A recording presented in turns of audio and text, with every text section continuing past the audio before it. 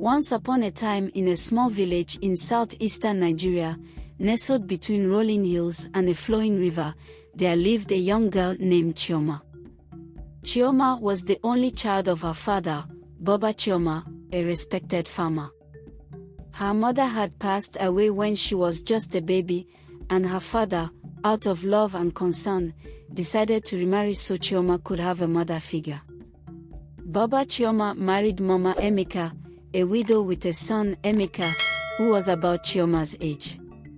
Chioma was excited about having a new mother and a brother. She was naturally bright and hardworking, and the villagers often praised her beauty, intelligence, and cheerful nature. Mama Emeka treated Chioma with kindness, as any new stepmother might. She smiled warmly, prepared meals for the family, and even combed Chioma's hair in the evenings. The villagers praised her for stepping into the role of a mother for Chioma, which made Baba Chioma proud of his decision to remarry. Chioma dreamed of a happy family, but as time passed, things didn't turn out as she had hoped. Mama Emeka allowed jealousy to creep into her heart. She felt her own son, Emeka, was overshadowed by Chioma. She began to treat Chioma harshly, giving her the hardest chores. Chioma would wake up before dawn to fetch water, sweep the compound, and prepare food for the family. Meanwhile, Emeka was allowed to play with his friends or rest under the shade of the mango tree. At times, Mama Emeka would withhold food whenever she could. Even when Chioma completed her tasks perfectly, Mama Emeka would find fault. Despite the unfair treatment, Chioma never complained to her father. She loved her father dearly and did not want to cause trouble in the family. Instead, she endured the cruelty with quiet strength, reminding herself of her late mother's words. Kindness and patience are the greatest weapons against hatred. Chioma's kindness extended even to Emeka, who sometimes teased her but often felt guilty seeing how hard she worked. She would share the little food she had with him, and though Emeka didn't openly thank her, he began to admire her resilience. The villagers began to notice the change in Mama Emeka's behavior. They whispered among themselves about how unfairly she treated Chioma. "That poor girl works harder than anyone in the village," one elder remarked. "It's a shame her stepmother doesn't see her worth," another added. But Mama Emeka ignored their whispers. In her mind, Chioma's success and praise were threats to her own son's future. She resolved to make Chioma's life even harder, hoping to dim her light. One early morning, as the sun cast golden rays over the village, Mama Emeka decided to set Chioma an impossible task. She ordered her to fetch water from the sacred river deep in the forest, a place feared for its spirits and wild animals. "If you are truly as perfect as everyone says, you will return with a full pot of water," she sneered. The villagers nearby gasped when they overheard Mama Emeka's command. She knew the task was dangerous and hoped Chioma would fail or, better yet, not return at all. But Chioma, with her usual quiet determination, accepted the challenge. She bowed her head and said, "I will do my best, Mama." With a heavy heart, Chioma set out on the journey. As she walked away with her clay pot balanced on her head, Mama Emeka watched her go with a mix of satisfaction and guilt. Deep down, a part of her wondered if she had gone too far, but her jealousy silenced her conscience. The sacred river was a place shrouded in mystery and fear. According to local folklore, it was the dwelling place of ancient spirits who guarded its crystal-clear waters. Only those with pure intentions could approach the river without harm. The journey to the river was treacherous, involving dense forest, thorny bushes, and the constant threat of wild animals. For Mama Emeka, this task was a calculated act of cruelty. She hoped Chioma would either fail to return or, at the very least, come back empty-handed and humiliated. Do you think Chioma's kindness will change her stepmother's heart? Stay tuned for the dramatic conclusion of this timeless Nigerian folktale. As Chioma entered the forest, she felt a mix of fear and determination. The path was overgrown with roots and vines, and the air was thick with the sounds of chopping birds and rustling leaves. Yet Chioma pressed on, silently singing to calm her fears. Midway through her journey, Chioma stumbled upon a frail old woman sitting by the roadside.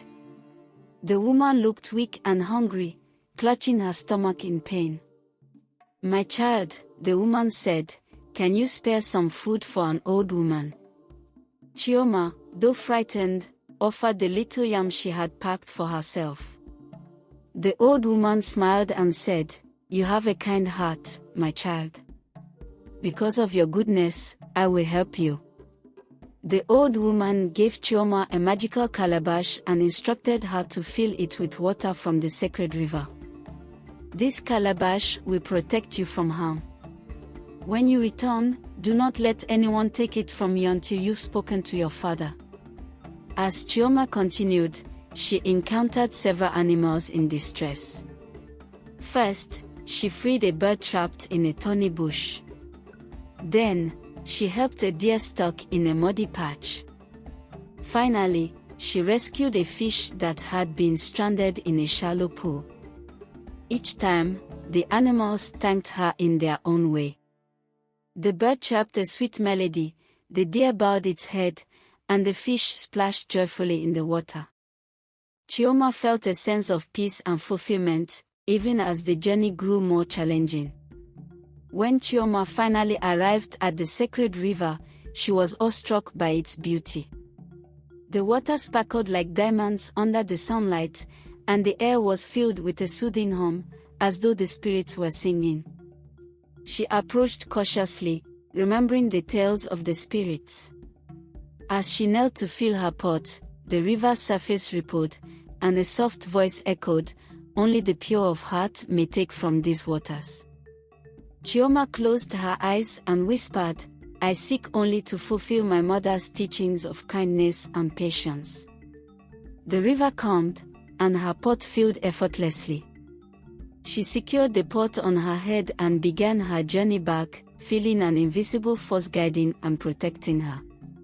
As Chioma walked back through the forest, the small calabash given by the old woman began to glow. To her amazement, it was filled with treasures, golden coins, sparkling jewels, and fragrant herbs. It was as though the universe was rewarding her kindness and courage. As the sun began to set over the village, the people gathered in small groups, murmuring about Chioma's fate. Many feared she would not return from the sacred river, while others prayed for her safe arrival. Mama Emeka, however, sat in the compound with a smug expression, confident that Chioma had failed the impossible task. A figure appeared at the edge of the village. It was Chioma, a clay pot filled with the pure shimmering water from the sacred river. The villagers gasped in amazement. Not only had she completed the task, but she also carried herself with a radiant glow, her steps light and confident.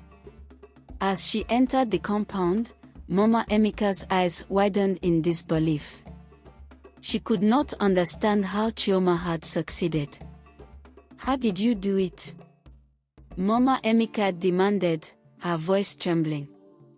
Chioma simply bowed her head and replied, "Kindness and patience guided me, Mama." She placed the pot of water before Mama Emeka, who stared at it in silence. As Chioma set down her clay pot, the small calabash she carried began to glow once more. The villagers watched in awe as it opened, revealing its treasures, golden coins, sparkling jewels, and fragrant herbs.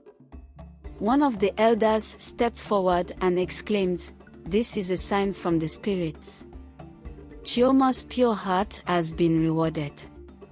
The crowd cheered, praising Chioma for her courage and kindness. Baba Chioma, who had been away on a trading trip, returned just in time to witness the scene. Chioma told her father everything. The magical calabash then spoke, revealing that the old woman was a spirit sent to test the family's kindness. Goodness and patience bring rewards, but cruelty and jealousy lead to ruin, the calabash declared. Baba Chioma was heartbroken to learn of the cruelty his daughter had endured. He confronted Mama Emeka, who, out of shame and fear, confessed to her jealousy and mistreatment of Chioma. Tears streamed down from Mama Emeka's face as she realized the extent of her cruelty. The villagers' disapproving stares only deepened her regret. Chioma, Mama Emeka sobbed and said, "I have wronged you in so many ways. I allowed jealousy to blind me and treated you unfairly. Please, forgive me." Chioma, true to her kind nature, stepped forward and placed a hand on her stepmother's shoulder. "Mama," she said softly, "my late mother always taught me to forgive. I forgive you, and I hope we can live as a family from now on." The villagers were moved by Chioma's grace and compassion. They praised her not only for her bravery but also for her ability to forgive, a quality many lacked. Mama Emeka begged for forgiveness, and Chioma, with her kind heart, asked her father to give her stepmother and stepbrother another chance. Baba Chioma agreed, but he made it clear that such behavior would never be tolerated again. From that day on, Mama Emeka changed her ways. She treated Chioma with love and care, ensuring that she was no longer burdened with unfair chores. She also began to teach Emeka the importance of kindness and humility, hoping to instill in him the values she had once overlooked. The treasures from the calabash were used to improve the family's life. Baba Chioma built a larger home, and the family shared their wealth with the villagers, earning their respect and admiration. Do you think forgiveness is always the right choice, even in the face of cruelty? Share your thoughts in the comments below and let us know how this story resonates with you.